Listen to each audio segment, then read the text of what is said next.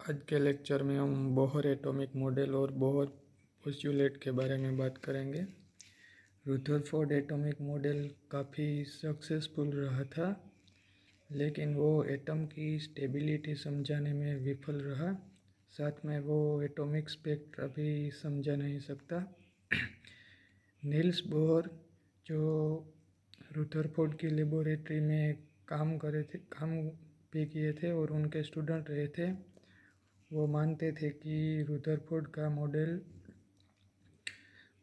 अपनी जगह पर सही है, लेकिन उस समय पर जो क्लासिकल इलेक्ट्रो डायनामिक्स की थियोरी थी मैक्सवेल के इक्वेशन के बेस्ड, वो सक्सेसफुल थी और उसको स्ट्रॉन्ग एक्सपेरिमेंटल एविडेंस थी।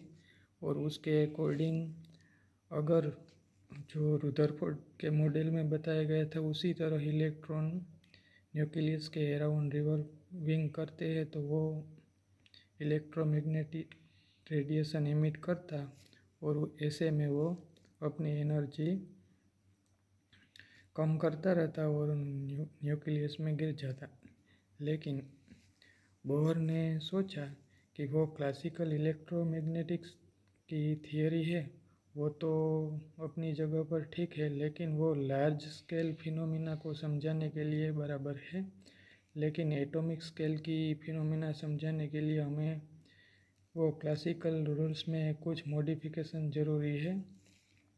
इसके लिए हम एक सिंपल एग्जांपल देते हैं। हम सब ने क्रिकेट के बारे में सुना है और जब क्रिकेट का खेल मैदान पर होता है तो उसमें कोई प्लेयर जब बड़ा शॉट लगाता है तो हम उसे सिक्सर बोलते हैं और कहते हैं कि वो बहुत ब्यूटीफुल शॉट लगा दिया।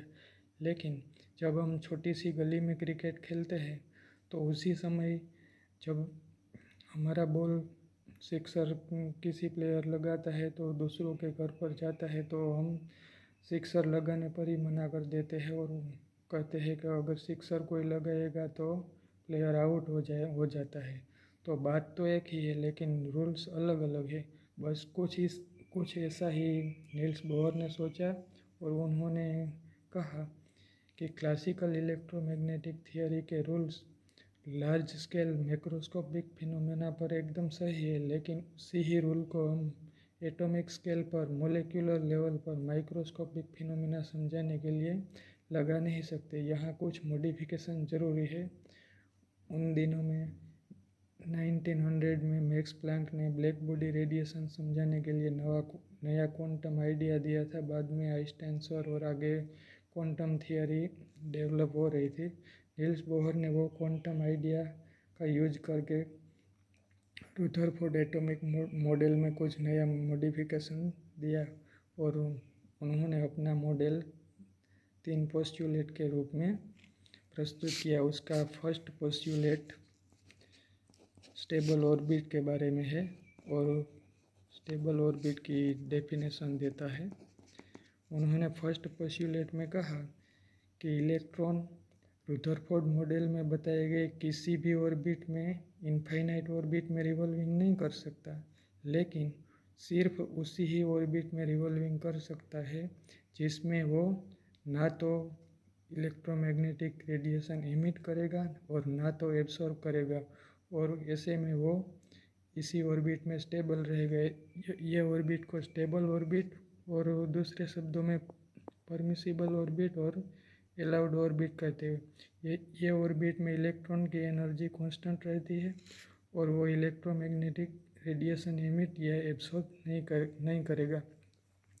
ये बोहर का फर्स्ट पोस्टुलेट था और ये पोस्टुलेट रुदरफोर्ड के मॉडल में जो इलेक्ट्रॉन एनर्जी एमिट करता और क्लासिकल इलेक्ट्रोडायनामिक्स के अकॉर्डिंग ये होना चाहिए, लेकिन नील्स बोहर ने ये रूल्स में मॉडिफिकेशन किया और ये बताया कि एटॉमिक स्केल पर माइक्रोस्कोपिक फिनोमिना पर ये रूल्स लागू नहीं होते। वहाँ इलेक्ट्रॉन स्टेबल ऑर्बिट में रिवॉल्विंग करेगा और एनर्जी एमिट नहीं करेगा। दूसरा पोस्टुलेट ये स्टेबल ऑर्बिट की डेफिनेशन देता है। नील्स बोहर ने कहा कि स्टेबल ऑर्बिट वो है जिसमें इलेक्ट्रॉन का एंगुलर मोमेंटम NH/2 के इक्वल रहता है। यहाँ h प्लैंक कांस्टेंट है और उसकी वैल्यू 6.625 इंटू 10⁻34 जूल सेकंड और n पॉजिटिव इंटेजर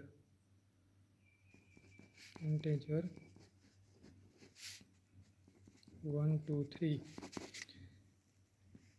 इस तरह नील्स बोहर ने इलेक्ट्रॉन का एंगुलर मोमेंटम क्वांटाइज कर दिया।